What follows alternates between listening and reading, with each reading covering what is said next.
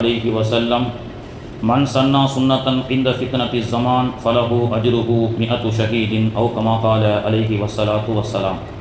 புகழனைத்தும் அல்லாஹு தஆலா ஒருவனுக்கே உரித்தாகட்டுமாக. கண்மணி நாயகம் முத்து முஹம்மது ரசூலுல்லாஹி ஸல்லல்லாஹு அலைஹி வஸல்லம் அன்னாருடைய ஷஃபாஅத்தை பெறக்கூடிய பாக்கியத்தை மறுமையிலும், அன்னாருடைய துவாவை பெறக்கூடிய பாக்கியத்தை இம்மையிலும் வல்ல ரஹ்மான் நாம் அனைவர்களுக்கும் தந்து அருள் புரிவானாக. ஆமீன் யா ரப்பல் ஆலமீன். மாணவி அவர்கள் அவதரித்த இந்த ரபீஉல் அவ்வல் திங்களிலே இந்த உலகத்தை அல்லாஹு தஆலா எப்படி பரக்கத்தாக ஆக்கி வைத்தானோ, அரபுலக பாலைவனமெல்லாம் எவ்வாறு சோலைவனமாக ஆக்கப்பட்டதோ அதேபோன்று நம்முடைய வாழ்விலும் அல்லாஹ் பரக்கத்தை தந்து அருள் புரிவானாக. நம்முடைய வறட்சியை நீக்கி அல்லாஹ் செழிமையை, செழிப்பை, பரக்கத்தை, மன நிறைவை, மகிழ்ச்சியை அல்லாஹு தஆலா தந்து அருள் புரிவானாக. மாணவி அவர்கள் பிறப்பதற்கு முன்பே எல்லா வேதத்திலும் சொல்லப்பட்டு இப்படி ஒரு முஹம்மத், அஹமத், மஹமூத் என்று பெயருடைய ஒரு அதிசய குழந்தை அரபு தேசத்திலே பிறக்கும் என்று எல்லா வேதங்களும் சொல்லப்பட்ட வரலாறை அன்றைய தினம் நாம் பார்த்தோம். இப்பொழுது அல்லாஹுடைய தூதர் ரசூலுல்லாஹி ஸல்லல்லாஹு அலைஹி வஸல்லம் அவர்கள் கிபி 571 ஏப்ரல் மாதம் 20ஆம் தேதி திங்கட்கிழமை அதிகாலை ரபியுல் அவ்வல் பிறை 12 பிறக்கிறார்கள். அப்படி பெருமானார் அவர்கள் பிறந்த அந்த மக்கமா நகரிலே ஆச்சரியமாக பெருமானார் அவர்களை பார்த்தார்கள். உடலில் எந்த நஜீஸும் இல்லை. கத்னா செய்தவர்களாக பிறந்தார்கள், சஜிதா செய்தவர்களாக பிறந்தார்கள்னு அல்லாஹுவே குர்ஆனில் சொல்கிறான். தகல்லுபக ஃபி சாஜிதீன், நீங்கள் சிரம் பணிந்தவர்களாகவே நீங்கள் வாழுகிறீர்கள் என்று அல்லாஹு தஆலா குர்ஆனிலே சொல்லி காட்டுகின்றான். அப்படி பெருமானார் அவர்கள் பிறந்தபோது மக்காவிலே 10,000 குடும்பங்கள் மக்காவிலே வாழ்ந்தது. ஒரு 10,000த்துக்கும் மேற்பட்ட குடும்பங்கள் வாழ்கின்ற ஒரு நகரம்தான் அன்றைய மக்கா. அந்த காலத்தில் 10,000 பேர் மக்கான்னு சொன்னால் அது ஒரு பெரிய மாநகராட்சி மாதிரி, ஒரு பெரிய மெட்ரோபாலிட்டன் சிட்டியாகத்தான் மக்கா திகழ்ந்தது. அந்த மக்காவில் ஒரு பழக்கம் இருந்தது. குழந்தைகள் பிறந்தால் அந்த குழந்தைகளை கிராமப்புறத்தில் வளர்ப்பது, கிராமப்புறத்தில் வாடகை பால்குடி தாய்மார்கள், அமுதூட்டும் வாடகை தாய்மார்களிடத்திலே கொடுத்து கிராமங்களிலே சென்று கிராமப்புறத்தில் நம்முடைய பிள்ளைகள் வளர வேண்டும் என்ற ஒரு அற்புதமான ஒரு நடைமுறை மக்காவில் இருந்தது. அதனால் என்ன பண்ணுவாங்கன்னா, வாரத்துக்கு ஒரு முறை ஒரு பஜார் நடக்கும். அந்த பஜாரில் வாடகை அமுதூட்டும் தாய்மார்கள் எல்லாம் கிராமத்திலிருந்து வருவார்கள். அப்படி வந்தக்கூடிய அந்த அமுதூட்டும் தாய்மார்கள், அந்த பருவத்தில் இருக்கக்கூடிய தாய்மார்கள் எல்லாம் மக்காவிலே அந்த பொழுது பிறக்கப்பட்ட ஒவ்வொரு குழந்தைகளை வசதி வாரியாக ஒப்பந்த வாடகைக்கு எடுத்து அவர்கள் அமுது ஊட்டி வளர்ப்பார்கள். இப்போ இந்த கிராமப்புற வளர்ச்சி என்பது அது 2 காரணத்தை சொல்கிறாங்க. அதாவது கிராமத்தில் வளர்ந்தால் 2 வகையில் பிள்ளைகள் சிறப்பாக வளரும் அப்படின்னு சொல்லி அந்த காலத்தில் ஒரு பழக்கம் இருந்தது. இப்போவும் யோசனை பண்ணால் அதான் உண்மை. ஒன்று, கிராமத்தில் வளர்ந்தால் அது சுகாதாரத்தோடு, ஆரோக்கியத்தோடு, ஹைஜீனிக்கோடு வளரும். இப்பவும் பார்க்குறோமா இல்லையா? கிராமத்தில் இருந்தால் ஒரிஜினல் பசும்பால் கிடைக்கும். இதில் சிட்டியில் வாழ்ந்தால் ஆரோக்கியா போன்ற பாக்கெட்டு பால்களும் பவுடர் பால்களும் தான் கிடைக்குதா இல்லையா? அப்போ அந்த காலத்திலேயே என்ன செஞ்சுருக்காங்கன்னு சொன்னால், கிராமங்களில் பிள்ளைகளை கொடுத்தா அது கிராமத்தில் ஆரோக்கியமாக வளரும் அப்படின்னு சொல்வது ஒரு காரணம். இன்னொரு காரணம் என்னன்னு சொன்னால், மொழி வழக்கு, அரபி அழகாக பேசக்கூடிய அந்த மொழி வழக்கு என்பது கிராமங்களில் சுத்தமாக இருக்கும். எனவே கிராமங்களில் அனுப்பி நம்முடைய பிள்ளைகளுடைய ஆரம்ப காலத்தில் அது அமுதூட்டப்பட்ட தாய்மார்களிடத்தில் வளர்ந்து பேசக்கூடிய 3 வயசு 4 வயசு பருவம் வரைக்கும் அந்த கிராமத்தில் வளர்ந்தால் அது அரபு மொழியை நன்றாக பேசக்கூடிய ஒரு தருணம் இருக்கும். இன்றைக்கும் பார்த்தீங்கன்னா ஆக கச்சராவாக பேசக்கூடிய மொழி என்பது தமிழகத்தினுடைய தலைநகர் சென்னைக்கு போனால் தெரியும். சாப்பிட்டு என்ன நாஸ்டா துண்டு போ அப்படிங்குமா. இந்த மாதிரி கொச்சையான பாஷைகள், அசிங்கமான பாஷைகள் எல்லாம் அதிகமாக மக்கள் வாழக்கூடிய மாநகராட்சிகளிலே பேசப்படும். கண்ணியமான வார்த்தைகள் என்பது கோயம்புத்தூர் போங்க, கொங்கு தமிழ் அழகாக இருக்கும். அண்ணன் சாப்பிட்டு போட்டு போங்க. மதுரையில் அண்ணாச்சி, திருநெல்வேலியில் அண்ணாச்சி சாப்பிட்டு போங்க. எல்லாம் ஒரு மரியாதையான மொழியாக நாம் பார்க்கிறோமா இல்லையா? நெல்லை தமிழ் எடுத்துக்கொள்ளுங்கள், கொங்கு தமிழை எடுத்துக்கொள்ளுங்கள், மதுரையை எடுத்துக்கொள்ளுங்கள், தஞ்சாவூரை எடுத்துக்கொள்ளுங்களேன், பசியாறிட்டு போங்க என்ற அழகான வழக்குகள் எல்லாம் சென்னை அல்லாத, பெருநகர் அல்லாத இது போன்று கிராமப்புற மக்களுக்கு மத்தியிலே வரக்கூடிய அந்த அழகான பேச்சு வழக்குகளை அந்த பிள்ளைகள் தன்னுடைய வழக்காக கண்ணியமாக பேச வேண்டும் என்பதற்காக கிராமப்புறத்தில் கொண்டு போய் பிள்ளைகளை வளர்க்கிறது தான் வழக்கம். அப்படி பெருமானார் ஸல்லல்லாஹு அலைஹி வஸல்லம் அவர்கள் பிறந்தபோது அன்றைய அந்த வாரத்தினுடைய பஜாரிலே நிறைய வாடகை தாய்மார்கள் எல்லாம் என்ன செய்கிறாங்கன்னா வராங்க. அந்த சமீபத்தில் பிறந்த குழந்தைகளை அவர்கள் எடுத்து வாடகைக்கு அமுதூட்டி அந்த கிராமத்தில் கூட்டு போய் வளர்ப்பதற்காக வருகிறார்கள்.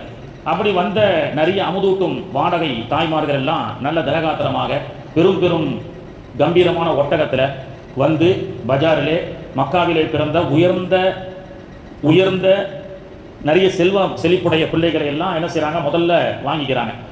இப்படி வாங்கப்படக்கூடிய நேரத்தில் ஒரு வயசான பெண் கழுதை, கோவேரி கழுதையில் ஆமினா அம்மா அவர்களும் ஹலீமத்து சாதியா அம்மா அவர்களும் அவர்களுடைய கணவர், இவங்க ரொம்ப பலகீனமான ஒரு கோவேரி கழுதையில் வந்திருக்கிறாங்க. இவங்களிடத்துல ஒரு பெரிய வசதி கிடையாது. அது மட்டும் இல்லாமல் வந்ததே லேட்டு. அந்த பஜாருக்கு வந்து பெருங்கொண்ட பணக்கார பிள்ளைகளை எல்லாம் வாடகை தாய்மார்கள் வாங்கிய நிலையில் அந்த பஜாரில் வாங்கப்படாமல் பார்க்கப்படாமல் அதை வாங்குவதற்கும் ஆர்வம் இல்லாத ஒரு குழந்தை என்று சொன்னால் அது மாணவி ரசூலுல்லாஹி ஸல்லல்லாஹு அலைஹி வஸல்லம் அவர்களாக இருந்தார்கள். ஏன்னா அவங்களுக்குள்ள பேசிக்கிட்டாங்க, இந்த குழந்தைக்கு பிறப்பதற்கு முன்பே தந்தை இறந்து விட்டார். அப்துல்லா ரலியல்லாஹு அன்ஹு பெருமானாருடைய தந்தை, அவர்கள் மதீனாவில் தான் அடக்கம் பண்ணியிருக்கிறாங்க. மதீனாவுக்கு போனால் பெருமானாருடைய தந்தையினுடைய சலாமை சொல்லலாம், குறிப்பிட்ட இடம் இல்லை. ஆமினா அம்மா வயசில், அதாவது கர்ப்பமாக பெருமானார் அவர்களை சுமந்திருக்கப்பட்ட அந்த காலகட்டத்தில் 5வது 6வது மாதமாக ரசூலுல்லாஹ் வயிற்றில் இருக்கும்போதே அப்துல்லா ரலியல்லாஹு அன்ஹு அவர்கள் அங்கிருந்து ஒரு கூட்டம் ஷாம் தேசத்திற்காக வியாபாரத்திற்காக செல்கிறார்கள். வியாபாரத்துக்காக செல்லும்போது என்ன செய்வாங்கன்னா, எல்லாம் கூட்டாக செல்வார்கள். வந்ததற்கு பிறகு தண்டோரா அடிப்பாங்க, போன வியாபாரிகள்லாம் வந்துட்டாங்கன்னு சொல்லி. ஆமினா அம்மா பெருமானார் அவர்களை சுமந்த அந்த நேரத்திலே சென்ற அந்த வியாபார குழுவெல்லாம் வந்துவிட்டது என்ற தண்டோரா போட்டதோட பல மாதங்களாக கணவனை பார்க்காமல் இருந்த ஆமினா அம்மா அவர்கள் வெளியே வந்து பார்த்தால் கணவன் வரவில்லை. எல்லார் வீட்லேயும் ஆண்கள் வந்துட்டாங்க, பெருமானாருடைய தந்தை அப்துல்லா மட்டும் வரவில்லை. என்னன்னு விசாரிச்சாங்க. மதீனாவிலே அவர்கள் உடல்நிலை சௌகரியம் இல்லாமல் அங்கேயே தங்கிவிட்டார் என்று செய்தி வந்தது. பிறகு சில நாட்களுக்கு பிறகு மதீனாவிலேயே வஃபாத் ஆகிவிட்டார்கள் என்ற செய்தியும் வருகிறது. சமீபத்தில் இப்போ ஒரு மதீனாவை வந்து விரிவுபடுத்தக்கூடிய அண்டர் கிரவுண்டு வேலை செய்யும் பொழுது ஒரு ஒரு அழகான உடலை எடுத்து பார்த்ததாக ஒரு குறிப்பில் வந்து மதீனாவில் பேசிக்கிறாங்க. அதை வந்து வெளிப்படுத்த மாட்டாங்க. அப்படி தோண்டி எடுக்கும் பொழுது 25 வாலிபருடைய உடலை எடுத்ததாகவும் அது நபிகள் நாயகம் ஸல்லல்லாஹு அலைஹி வஸல்லமுடைய தந்தை என்று ஊர்ஜிதப்படுத்தி ஜன்னத்துல் பக்கீலே அடக்கம் செய்யப்பட்டதாக தற்காலிகத்தில் ஒரு 10 வருஷத்துக்கு நடைபெற்ற ஒரு சம்பவத்தை நமக்கு சொல்லி காட்டுறாங்க. நம்ம கூட ரசூல் ஸல்லல்லாஹு அலைஹி வஸல்லமுடைய தந்தை எப்படி மதீனாவுக்கு வந்திருப்பாங்க, அவங்க மக்கால தானே இருந்தாங்க. வரலாற்றை படித்து பார்க்கும்போது, ஒப்பீடு செய்யும் போது இது போன்ற ஒரு அதிசயம் நிகழ்ந்ததை பார்க்க முடிகிறது என்பது சொல்லப்படுகிறது. அப்போ பிறப்பதற்கு முன்பே தந்தையை இறந்த தாய் மட்டுமே, தாயுடைய அரவணைப்பில் மட்டுமே இருக்கக்கூடிய குழந்தை என்ற காரணத்தினால் அந்த குழந்தையை யாரும் வாடகைக்காக பெறுவதற்கு முயற்சி செய்ய முற்படவில்லை. கடைசியாக வந்த ஹலீமா அம்மா அவர்களும் அவர்களுடைய கணவனும் அவர்களுக்கு கிடைக்கப்பட்டது கடைசியாக யாருமே வாங்காத ஒரு குழந்தை இருக்குது. எல்லாமே திரகாத்திரமான தாய்கள், திரகாத்திரமான வாகனத்தில் வரப்பட்ட வாடகை தாய்க்கு கொடுத்துட்டாங்க. நீங்கள் வந்திருக்கக்கூடிய வாகனத்தை பார்த்தா ஒரு கோவேரி கழுதை, அதுவும் பெண் கோவேரி கழுதை, அது வந்து எலும்பும் தோலுமாக இருக்கிறது அப்படின்னு சொல்லி ஒதுக்கப்பட்டார்கள். பெருமானார் அவர்களுடைய அந்த குழந்தை, அந்த பெருமானார் அவங்களுடைய அந்த குழந்தை வந்து ரசூல்லா வந்து ஆமினா ஹலீமத்து சாதியா அம்மா அவர்களுடைய கைகளே கிடைக்கிறது.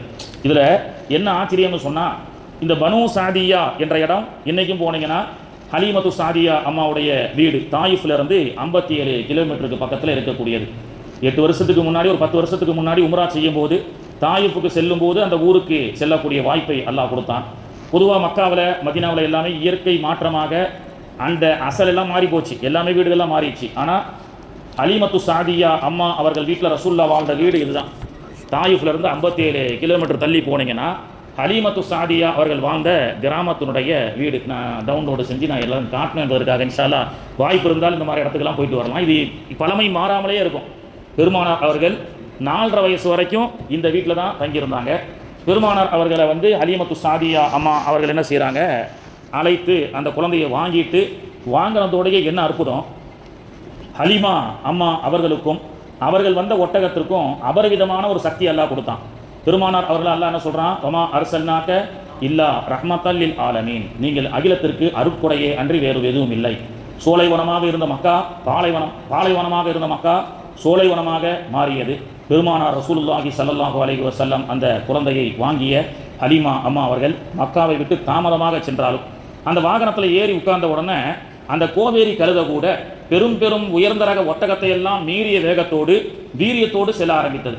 எல்லாரும் கேட்க ஆரம்பித்தாங்க, ஹலீமா உங்கள் ஒட்டகத்துக்கு, உங்கள் கோவேரி கழுதைக்கு என்ன ஆச்சு, எப்படி இவ்வளோ வேகமாக போகுது? உதாரணத்துக்கு எல்லா பிள்ளைகளையும் டாடா சஃபாரியில், பிஎம்டபிள்யூவில், ஆடி காரில் போகும்போது எக்ஸலில் ஒரு குழந்தைய வாங்கிட்டு போனால் எப்படி இருக்கும், அந்த மாதிரி தான் ரசூல்லாவை பார்த்தாங்க. ஹலீமா அம்மாவுடைய வாகனம் அப்படி தான் இருந்தது.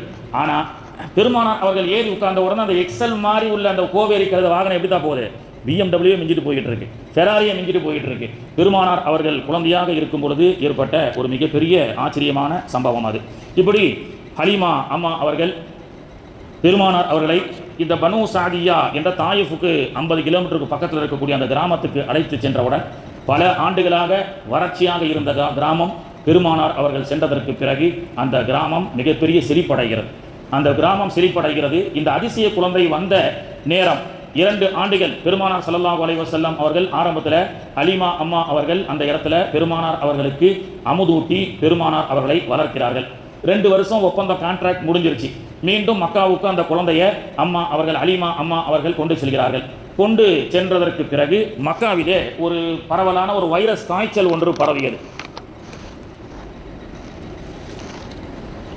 அந்த வைரஸ் காய்ச்சல் பரவியதுனால மீண்டும் இந்த குழந்தைய நீங்கள் ஊருக்கு கொண்டு போங்க, அடுத்து இன்னும் 2 வருஷம் கான்ட்ராக்டை நம்ம தஜ்தீத் பண்ணிக்கலாம் அப்படின்னு சொல்லி பெருமானார் அவர்களை மீண்டும் தஜ்தீத் செய்து ஹலீமா அம்மா அவர்கள் எப்படி இந்த குழந்தையை கொடுக்க போகிறோம், ஊரே அழுதது. பெருமானார் அவர்கள் மீண்டும் மக்காவுக்கு சென்று விட்டால் இந்த ஊருடைய செழிப்பு என்ன ஆகுது, இந்த ஊர் இவ்வளோ பறக்கத்தான் அந்த குழந்தை வந்த பிறகு தான் ஆச்சுன்னு சொல்லி அந்த மக்கள் எல்லாம் ஏங்கினார்கள்.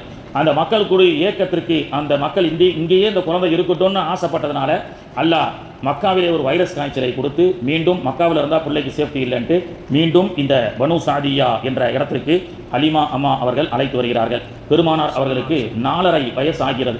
5 நெருங்க போகிறது. ஓடி ஆடி விளையாடக்கூடிய பருவம் பெருமானார் ஸல்லல்லாஹு அலைஹி வஸல்லம் அவர்களுக்கு.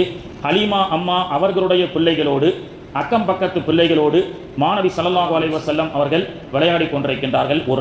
ஒரு நாள் பொழுது விளையாடி கொண்டிருக்கும் பொழுது திடீரென்று ஒரு விசித்திரமான மனிதர்கள் எல்லாம் வந்து உண்டுகட்டாக 4.5 வயது நபிகள் நாயகம் ஸல்லல்லாஹு அலைஹி வஸல்லம் அவர்களை உண்டுகட்டாக தூக்கிச் செல்கிறார்கள். குழந்தைகள் எல்லாம் பயந்து மிரண்டு ஹலீமா அம்மாவிடத்திலே முகமது அவர்களை அந்த சிறுவரை யாரோ உண்டுகட்டாக அழைத்து செல்கிறார்கள் அப்படின்னு செய்தி சொல்கிறார்கள்.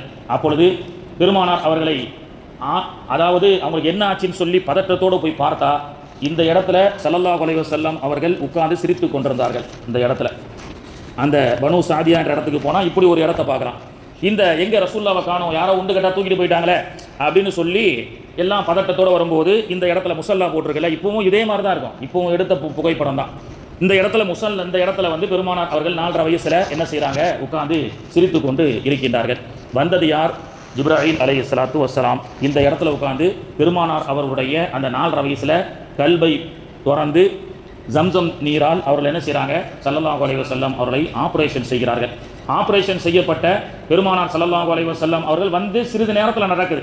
இவங்க போய் பதட்டத்தோடு அந்த பிள்ளைங்கள்லாம் சொல்லி அவங்களெல்லாம் இந்த பெருமானார் அவர்களை தேடி இந்த இடத்துக்கு வரத்துக்குள்ளே அந்த ஆப்ரேஷன் முடிஞ்சு போச்சு. 4.5 வயசில் இதுதான் முதல் உலகத்தில் நடைபெற்ற ஓப்பன் ஹார்ட் சர்ஜரி. இன்றைக்கும் இருதயத்தை வெளியில் எடுத்து இருதயத்தில் இருக்கக்கூடிய கோளாறுகளை சரி செய்து மனிதனுக்குள்ள இருதயத்தை மீண்டும் பொருத்தக்கூடிய ஓப்பன் ஹார்ட் சர்ஜரி. இந்த ஓப்பன் ஹார்ட் சர்ஜரி நபிகள் நாயகம் ஸல்லல்லாஹு அலைஹி வஸல்லம் அவர்களுக்கு நடைபெற்ற இடம் பனு சாதியா. நிறைய ஹார்ட் பேஷண்ட்லாம் அந்த இடத்துல வந்து உட்கார்ந்துட்டு போவாங்க பறக்கத்துக்காக. நம்பிக்கை அல்லாஹ்வுடையது. ஒரு ஹார்ட் பேஷண்ட்டாக இருக்கக்கூடியவங்க பெருமானார் அவர்களுக்கு இருதயம் ஆப்ரேஷன் நடைபெற்ற முதல் இடம். எனவே இந்த இடத்துக்கு செல்லக்கூடிய ஹாஜிகள் யா அல்லாஹ் என்னுடைய இருதயத்தை சீராக்குவாயாக துஆ செய்வாங்க. அல்லாஹ் சில அவங்களுடைய நம்பிக்கையின் அடிப்படையில் அவர்களை அல்லாஹ் குணப்படுத்துவான். அதைத்தான் மௌலுது வரிகளிலே சொல்லிக் கொடுப்பார்கள். இன்ன ஜம்சம கான கஸ்லு சுதூரிஹி வலி ஜம்சம ஷரஃபுல் ஜஸீமு பிமுஸ்னதி மிம்மா ஜம்சம கான கஸ்லு சுதூரிஹி வலி ஜம்சம ஷரஃபுல் ஜஸீமு பிமுஸ்னதி. பூசரி இமாம் சொல்லிக் கொடுப்பார்கள், நாயகமே உங்களுடைய கல்வை ஜம்சம் நீரால் கழுவப்பட்டது. ஜம்சம் நீரால் கழுவப்பட்டது. ஜம்சம் நீர் இன்னும் தூய்மை அடைகிறது. தங்களுடைய கல்பை அது சுத்தம் செய்த காரணத்தினால் ஜம்சம் சுத்தமானது. உங்களுடைய கல்பு அசுத்தமானது அல்ல. உங்களுடைய கல்பால் ஜம்சம் நீரை சுத்தப்படுத்திய காரணத்தினால் தான் ஜம்சம் தண்ணீர் இன்னும் சிறப்படைந்தது. அந்த ஜம்சம் நீரை குடித்தால் நோய் நிவாரணம் கிடைக்கிறது. அந்த ஜம்சம் நீரை எந்த நோக்கத்தோடு குடிக்கின்றோமோ அந்த ஜம்சம் நீருடைய குடிக்கும் போது அந்த நீயத்தை அல்லாஹு தஆலா சரி செய்கின்றான். இப்படியாக இந்த சம்பவம் நடந்ததற்கு பிறகு ஹலீமாவுக்கு பயம் வந்துருச்சு. ஏதோ ஒரு ஆபத்து இவருக்கு நேர்ந்து விடுமோ என்று சொல்லி இந்த அமானிதமான குழந்தையை 4.5 வயசு நெருங்கும் பொழுது இந்த ஆபரேஷன் இந்த இடத்துல நடந்ததோட உடனடியாக பெருமானார் அவர்களை அழைத்து சென்று மக்காவிலே அவருடைய பெற்றோர்களோடு ஒப்படைத்தார்கள். 4.5 வருஷமா பெருமானார் அவர்கள் பிறந்ததிலிருந்து கிட்டத்தட்ட 5 வயசு வரைக்கும் இந்த பனு சாதியா அடுத்த வாய்ப்பு கிடைத்தால் செல்லுங்கள். தாயிஃபுக்கு செல்லக்கூடிய அந்த ஜியாரத்தில் ஒரு பாகிஸ்தான் டிரைவர் வந்திருந்தார். அவரிடத்தில் ரெக்வஸ்ட் பண்ணி ஹாஜிகள் எல்லாம் சில ரியால்களை கொடுத்து மேற்கொண்டு ஒரு 150-200 ரியால் கொடுத்ததுனால அவருக்கு ஒரு ஆர்வம் மட்டுமா இல்லையா, லஞ்சம் கிடையாது. இது வந்து ஒரு ஹீல்ஸுக்கு மேலே இருக்குது. அப்படியே இயற்கை மாறாமல் பெருமானார் அவர்கள் தங்கிய, தூங்கிய, நடமாடிய, விளையாடிய, ஆபரேஷன் நடந்த அந்த இடத்தை காணக்கூடிய ஒரு பாக்கியத்தை அல்லாஹு தாலா கொடுத்தான். இப்படியாக பிறந்ததிலிருந்து பெருமானார் அவர்கள் எங்கெல்லாம் பயணம் புறப்பட்டு செல்கின்றார்களோ அல்லாஹ் சொல்ற மாதிரி அதை ரஹ்மத்தானதாக, பரக்கத்தானதாக அல்லாஹு தாலா ஆக்கி வைத்தான். பெருமானார் அவர்களுக்கு சுமார் 6 வயது ஆகிறது. 6 வயது ஆகும் பொழுது தன்னுடைய சச்சா அபு தாலிபோடு சிரியா தேசத்திற்கு ஒரு வியாபாரத்திற்காக செல்கிறார்கள். சாச்சாலாம் வியாபாரத்துக்கு போறாங்க. 6 வயசு ஆயிடுச்சு.